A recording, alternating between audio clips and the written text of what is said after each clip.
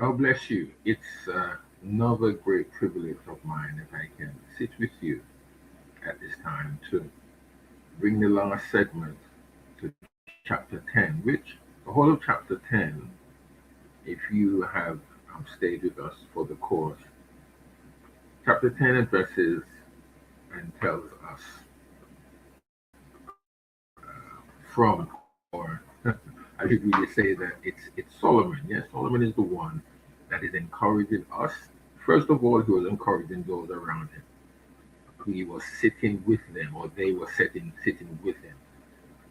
As I've always said, what every now and again, let me say, that it must have been a privilege really to sit with a very wise man, very knowledgeable, and um, very knowledgeable, and a man of understanding. I would have, I would take it a great privilege, really, if I could sit, have sat with Solomon. But he's not here. But there are wise individuals around us. I believe there are far and few between. It's like gold. They're like gold nuggets, really, because when you do find one, when you do recognize that there is a man or a woman who is extremely wise, who has immense understanding and knowledge, not only now of the natural thing, but one that is of great price. And I'm speaking uh, particularly of spiritual things, living righteously. We do need such individuals, don't we? I believe that we do, and we should seek very much to find, and probably even ask the Lord if it is His will and His desire for even you yourself, to be one. Because we do need men of wisdom, women of wisdom, men and women of understanding, and men and women of knowledge. And again, coupled with all of that, men and women of righteousness. Yes, we do. Yes, we do. In this particular passage, and we'll be closing out on chapter 10 on this, are the last five verses of chapter 10, from 16 through to 20. And Solomon here, let me just read something here about this particular passage, which we're going to read both from the King James Version as well as from the Jewish text here. But in this passage, Solomon acknowledged that a significant part of people's happiness lies in the state of their nation. Where you live, where I live, where probably members of our family are scattered around the globe in our world. Um, and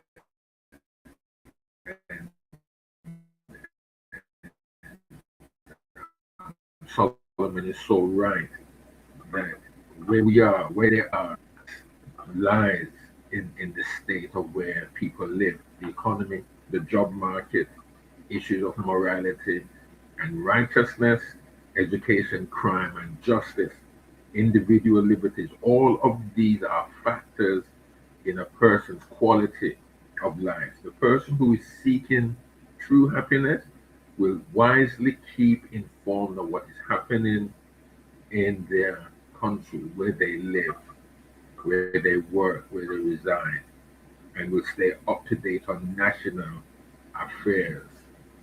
The king here, King Solomon, the teacher, the preacher, emphasizes the primary factor of a nation's success, its leadership. He contrasts wise and unwise leaders of a nation. So let's read uh, these five verses. Solomon, at the same time, um, points, alludes, or points out four areas, 4 points in these five verses.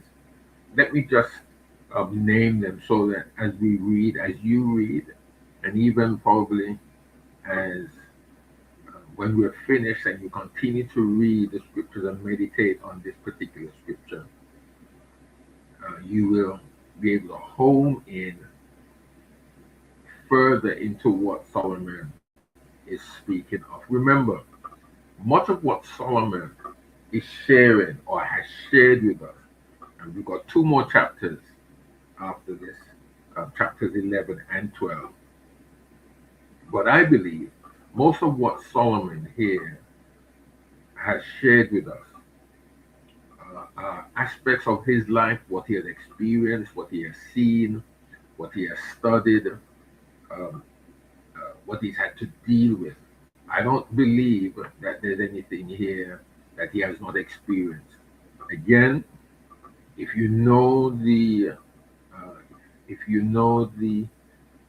the rise and the fall of Israel, the political as well as the religious lifestyle of Israel, you will see that a lot of what Israel uh, uh, experienced, especially within the religious sector, and the downfall of Israel, most of it really, I would say, happened because of what Solomon did.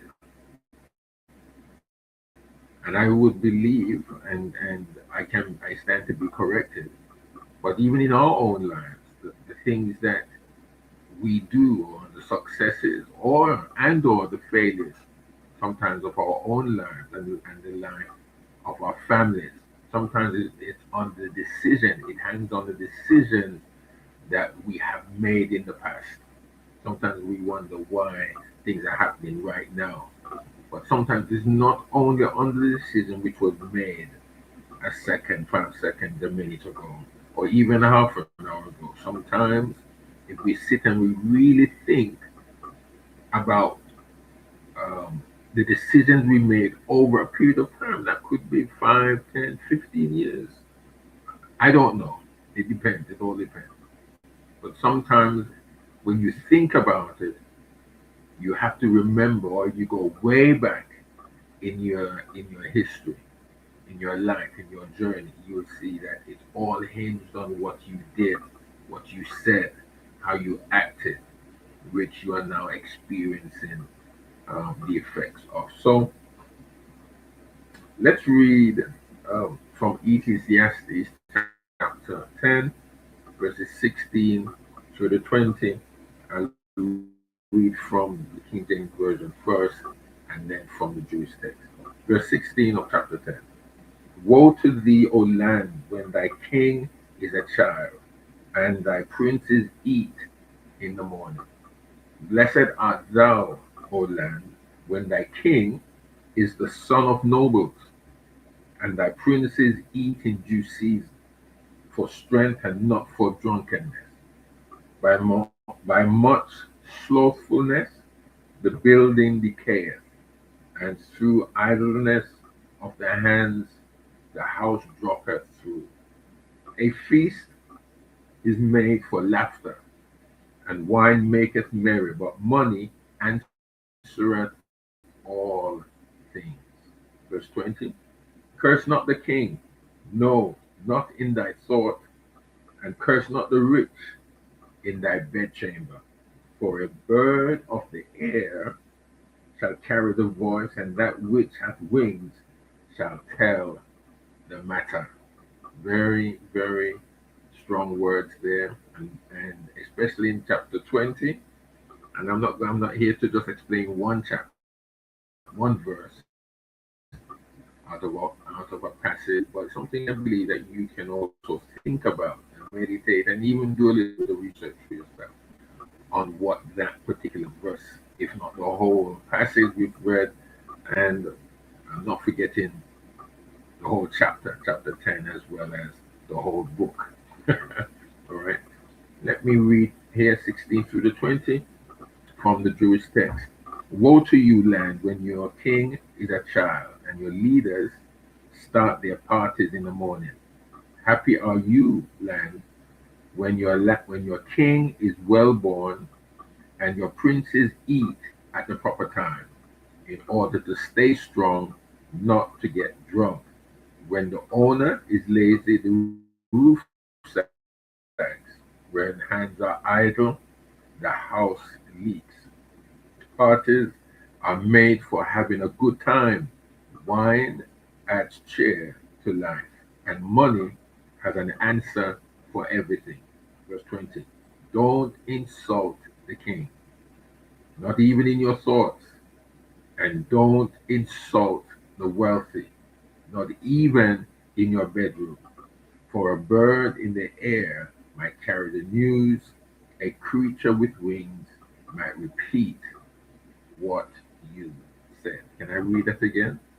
Don't insult the king, not even in your thoughts, and don't insult the wealthy, not even in your bedroom. For a bird in the air might carry the news, a creature with wings might repeat what you said. Now, there are five areas, not five, there are four areas within that passage of scripture that Solomon uh, is pointing out to us. Let me just run through them point each point. Point one, the destiny of despair. That's one, the destiny of despair. Two, the destiny of blessings and success. Three, the cause of a nation's downfall. And four, the warning to all. Do not speak evil against persons of authority or wealth. Okay? Now, in each one, in each area, I believe that you can get a lot out of each one, more than what I'm going to share with you. I'm not here again to labor any particular point. Sometimes we're very good at that as preachers, as teachers. And then because it would seem that we use these points, whatever point that may be, we use it as hobby horses. We then fall foul of these things and we then entrap ourselves. But that is not what my intention of is to do. I'd very much like for you to look at the scriptures for yourself. I just want to be a catalyst to nudge you, to push you to go back to the scriptures. Because if you don't agree with something, you must be able to prove, and not only the proof of it, but also you or and myself, we should ever try to get what God, listen to what God's voice is in the particular scripture verse that we are talking about. So whatever I may be saying, it could be completely wrong, but that's not my intention here to say anything wrong.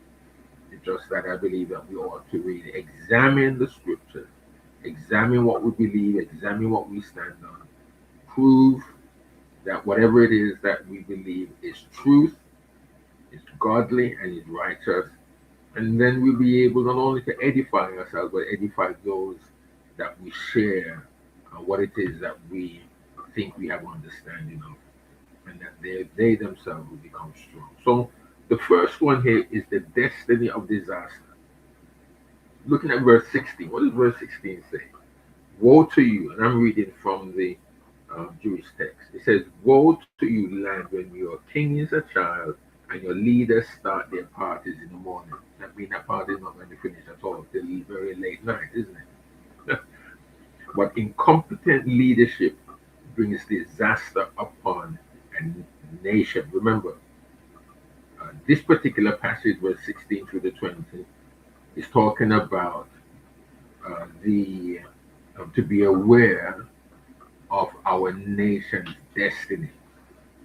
Be aware of our nation's destiny. And not only nation, but leadership on a whole, whether that be political or religious, political, financial, or religious, or even within our home, within our communities. Yes, incompetent leadership is not only governmental, no, and we see a lot of incompetent leaders. I'm sure you could call a few names, whether it's in your own country or in foreign areas. But incompetent leaders bring disaster upon whatever that they're leading. Again, it could be political leadership, religious leadership, financial leadership, whatever that leadership it is. Again, I'm just touching base on all of these things. Okay, I just want to do that. But Solomon's woeful warning, when taken with its contrast, is that a certain amount of training and preparation is necessary for the leadership of a nation, for the leadership, for religious leaders or religious leadership, godliness, for financial, whatever the leadership, whatever the cause may be, there needs to be competent leaders, and also there is a bit of training, probably retraining, probably guidance also that will need to be had. Godliness also very much entwined in what Solomon here is saying. The second point here, and there's a lot more that I can say, but you don't have the time, and really, it's not for me to be doing all of these things on what it's on this program on social media. A lot of this really shouldn't be done on social media. It ought to really be done face to face, if at all possible. That is, if it's possible. I know that another time it may not. The second point that Solomon, the teacher, he wants to leave with us, you and myself, is that the destiny of blessings and success. Let's read verse 17 of the same chapter. It says, happy are you, land, when your king is well born and your princes eat at the proper time. What is Solomon here saying? The land is blessed whose king understands the responsibilities of his position and takes them seriously, and who also requires the same of his officials. Many a time, many a day, we see the fall of governments or of businesses, whatever it is that they may have a right intention, but those whom he has employed, those whom he has put around him, they fail him. And so what happened? It affects his leadership. It affects his leadership. And the land um, is woefully destroyed, brought low. Many a government has happened. Many businesses has come to an end. Very well established. There was no flaw at all when it was established. However, those who have been placed in authority and those who have placed men around them, women also. When I say men now, I mean men and women around them. They then don't have the same mind as the individual that placed them in the position. They don't have that, and so everything falls around them. The reference to eating at the proper time speaks of a king and officials who are adequately schooled and experienced in what is necessary for effective governing. Eating for strength rather than for the indulgence of fleshy appetites requires great discipline. Have you ever noticed a man or a woman who can control their appetites? And I'm talking about food in particular. A man or a woman who can see a lot of food, but they refuse to eat, or they're not ones who indulge themselves in it.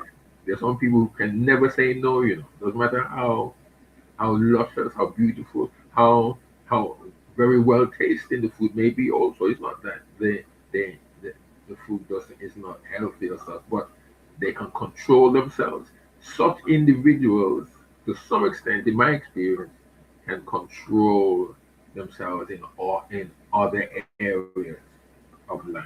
Solomon is speaking of governmental leaders who are disciplined and follow a nutritious diet in order to be physically fit for battle. Leaders who value fitness over feasting. So, this is what Solomon really is alluding to.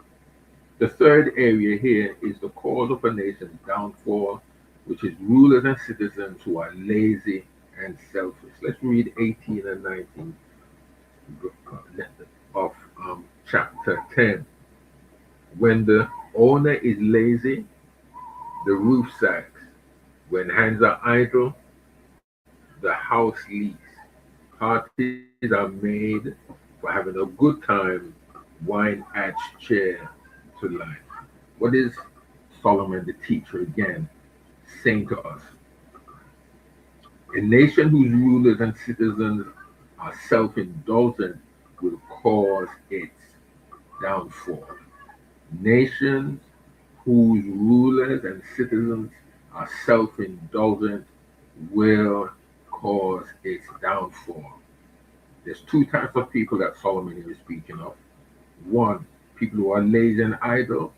Two, people who are self-centered. Remember, one, people who are lazy and idle will cause the nation, the business, the family, whatever it is, will cause its downfall. And two, people who are self-centered will cause the nation to have its downfall. A lazy person does not perform the tasks necessary for properly maintaining a house. The result is sagging rafters and leaky roof. And that is what Solomon is alluding to here. Number two, Solomon describes the priorities of a self centered individual, a self centered leader. A, they indulge in excess. B, they put their faith in money. In the first instance, they make feasts and parties a priority, whatever amuses them and satisfies their appetites. That is a man, that is a woman, that is a leader who indulges in um, in excess, and this, who is also self-centered. Everything is about them. Everything revolves around them. Whatever it is to bring people in, to have a good time, and to notice who they are. The second one here, B, they put their faith in money. They believe or act as if money were the answer for everything. Remember, self-centered individual, all the lights are on them. Personality of the individual. And I'm sure you know individuals like that. In the world, in politics, in business, and sadly, even in the church. There are individuals like that who are very, very self-centered. They indulge in excess, and again, even in their dress, even in their mannerisms, you can't help but notice them. And also money, very money orientated, and they believe that money answers is the answer for every single thing. We need to be careful. Solomon is very, very sensitive about that. And obviously he should be. Why do I say that to some extent? Because he was the richest man ever.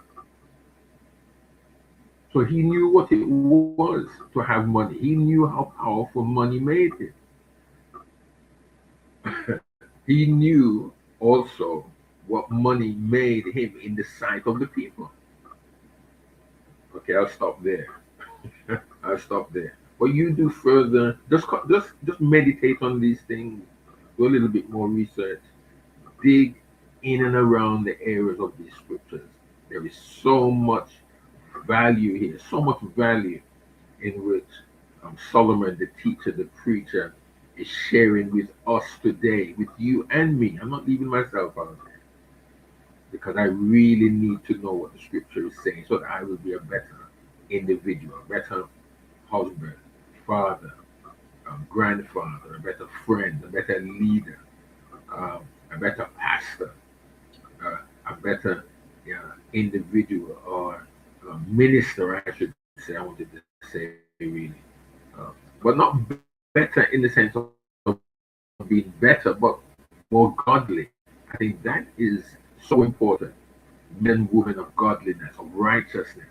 When people see you, they must see God. When people see me, they must see God. They must hear the Lord through me in my lifestyle, in our lifestyle. When we touch others, they must not only see us and feel us touching them, but they must also see and feel and know that God is very much with us touching them. I think that's important. And I believe also that Solomon, the teacher preacher, who was also the king, a very great king, one of the most famous kings of of the nation, the combined nation of Israel before it was divided.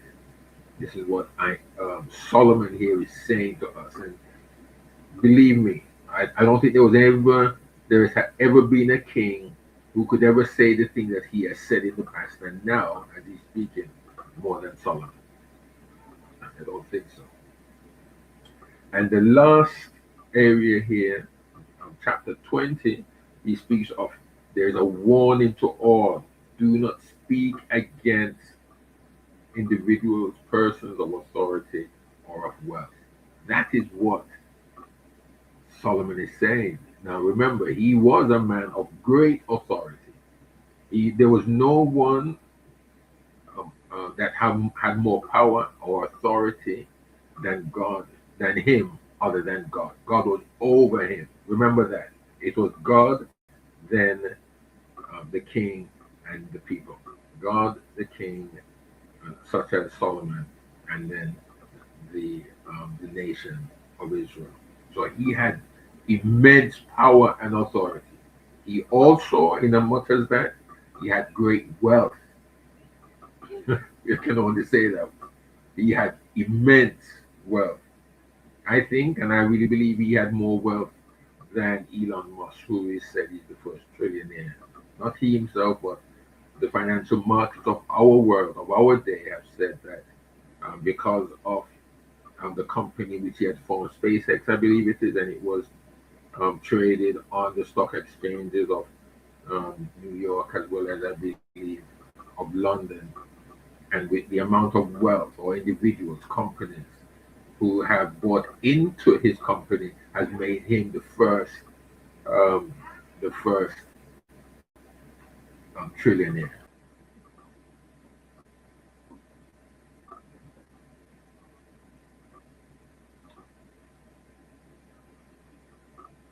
With but with all of what Solomon or of Elon Musk has amassed to himself, I don't believe that Elon Musk was as rich as Solomon. But that's me. You may have information, you may have data that I have not seen, I have not found to show quite the opposite. Solomon here was the one that is speaking, and he has the right to say what he said because probably there were many who spoke against him. I don't believe that everybody in the kingdom really loved or liked Solomon. so, so he had many birds probably flying to his window, talking about him, and people snitching. My girls, my daughters always say that I keep snitching on them, but I don't have to wait, or they don't have to wait on birds coming back. I'm doing it myself. Let's read let's read verse 20 together. Again, I'm reading from the Jewish text. Don't insult the king, not even in your thoughts. Let me read it again. Don't insult the king, not even in your thoughts, and don't insult the wealthy, not even in your bedroom. For a bird in the air might carry the news, a creature with wings might repeat what you said. Okay, what is Solomon here again saying? And please don't just limit to what I've said to what Solomon is saying. I believe that there's a lot more within the scriptures here that is to be said. But this, at this time, is not the time, is not the place. And I really, as I've said, I want you, sir, you, man, I want you to look further into what's being said here in this verse, and let the Lord speak to you so that you'll be a blessing to those who are around us. Because there's a lot of people out there who are snitching on each other, talking against authority as well as against the wealthy. But let's go a little further here. No matter how lazy or indulgent a leader may be, Solomon warns against criticizing or speaking out against the, the leader, the persons of authority, and the persons of wealth. This is wise words from the preacher. This deal again, wise words from the teacher, from King Solomon, who is undoubtedly speaking from experience. We are not to speak out against a person of authority or an individual of wealth, even in privacy. Now, we may have heard this for the first time. You may have read this many a day, many times before. You may even have preached on this. I don't know. Your congregations may be lucky enough for you as a preacher to preach the entire counsel of God, not just the 14 epistles or the gospel. And they are important. But we want to also remember that the book of Ecclesiastes, and I call that in particular now because that's the book in which we are reading from. Okay. Ecclesiastes is very important, very crucial for our day and time.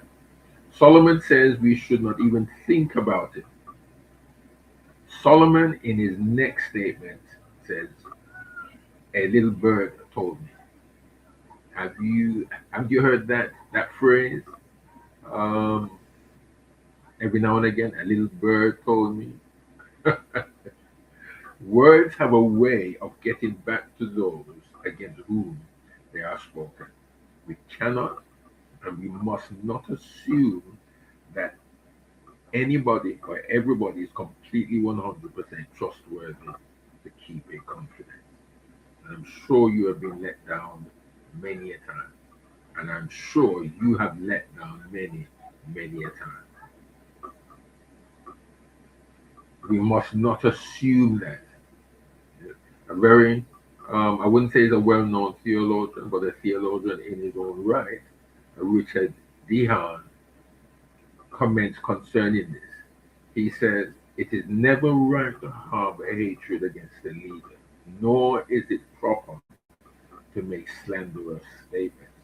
This may be especially dangerous when one lives under the rule of a dictator. Even the walls sometimes seem to have ears, and the way one remarks reach people for whom they are not intended make it seem as if the birds of the air can are tattlers.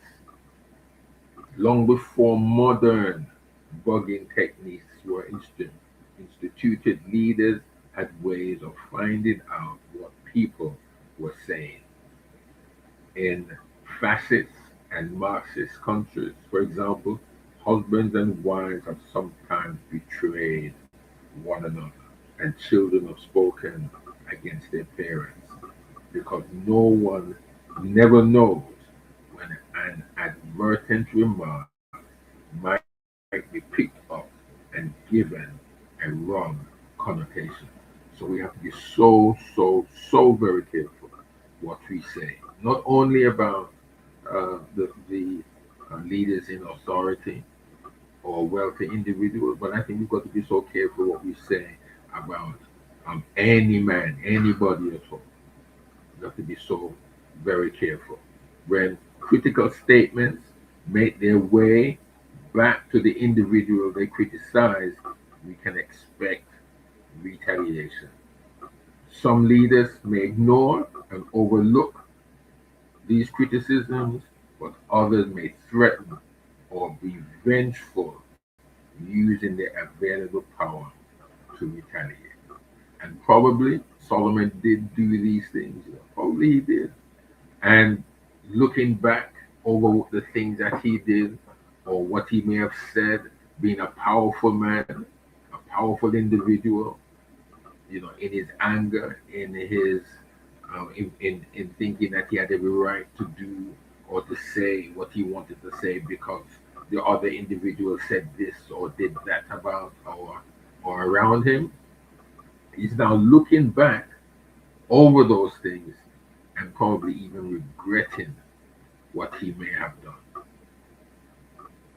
I'm sure you have done that. And when you sometimes think of the things that you may have said or the things that you have done because of some retaliatory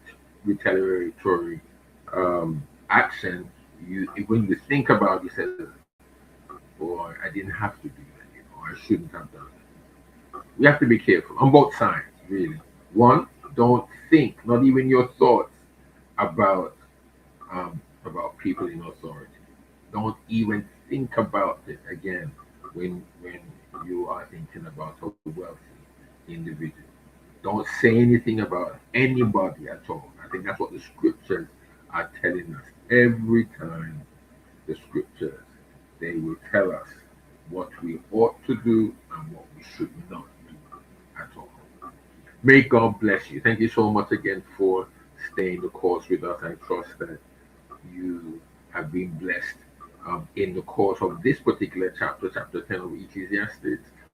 And as we go into chapter 11 of this very great book, I think it's great in its own way, different from the other books that we have read. I'm sure you have found that out.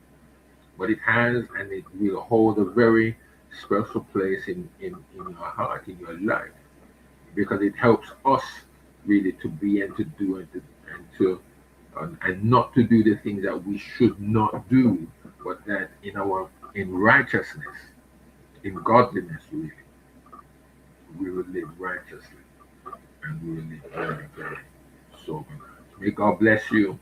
May God keep may his face shine upon you and give you the peace that you desire. And please read chapter 11 before we get there. Read chapter 11, and then we will um, look at that very quickly. It's got 10 verses in that chapter, and again, it's talking about wise, wise